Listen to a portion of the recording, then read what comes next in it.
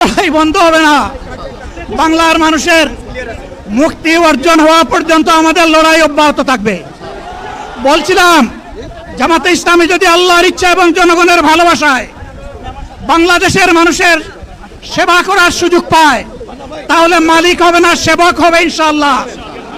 আজ আমি ঘোষণা দিচ্ছি, লক্ষ জনতাকে সাথে নিয়ে বাংলাদেশ জামাতে ইসলামী থেকে যারা আগামীতে সংসদ সদস্য হিসাবে নির্বাচিত হবেন, আরে আপনারা কথা বন্ধ করেন, আপনারা কথা বন্ধ করেন, সবাই বসে পড়েন, সবাই বসেন, বসেন, কেউ দাঁড়াবেন না, সবাই বসেন।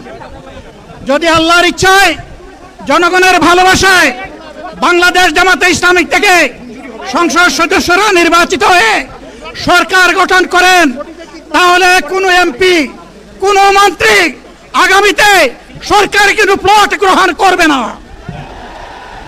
কোনো এমপি এবং কোনো মন্ত্রী ট্যাক্সবিহীন কোনো গাড়ি চড়বে না। কোনো এমপি এবং কোনো মন্ত্রী তার নিজের হাতে কোনো টাকা চালাচালি করবে না। কোনো এমপি এবং কোনো মন্ত্রী যদি তার নির্দিষ্ট কোনো কাজের জন্য বরাদ্দ পেয়ে থাকেন, কাজ শেষ হওয়ার সাথে সাথে বাংলাদেশের 18 কোটি মানুষের কাছে তারা তার প্রতিবেদন তুলে ধরতে বাধ্য হবে। সম্মানিত বন্ধুগণ, চাঁদা আমরা নিব না, দুর্নীতি আমরা করব না, চাঁদা আমরা নিতে দেব না, দুর্নীতি আমরা সহ্য করব না।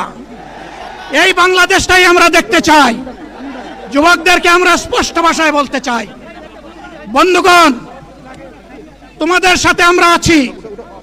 আমি আজকে জামাতের আমির হিসাবে এখানে কথা বলতে আসিনি। আমি এসেছি বাংলাদেশের 18 কোটি মানুষের একজন হয়ে কথা বলতে। আমি শিশুদের বন্ধু, আমি যুবকদের ভাই, আমি বয়স্কদের সহযোদ্ধা, আমার বোনদের আমি ভাই। সুতরাং তাদের মুক্তির জন্যই আমি দায়িত্ব নিয়ে আজকে এখানে দাঁড়িয়েছিলাম। আল্লাহর ইচ্ছা, শরীর আমাকে সাময়িকভাবে সহযোগিতা করে নাই, এটাও আল্লাহর ইচ্ছা যে এখন আল্লাহ আমাকে কথা বলার সুযোগ দিচ্ছেন। আমি বলতে চাই, বাংলাদেশের নির্দিষ্ট কোনো শ্রেণীর মুক্তির জন্য আমাদের এই লড়াই নয়। রাস্তার একজন পরিচ্ছন্নতা কর্মী, চা বাগানের একজন শ্রমিক, রক্ত পানি করে ঘাম জড়ানো আমার একজন রিক্সা চালক ভাই, মাঠে ময়দানে বাংলাদেশের মানুষের মুখে যারা এক মুঠো ভাত তুলে দিতে চায়, আমার সেই কৃষক বন্ধুটি, আমি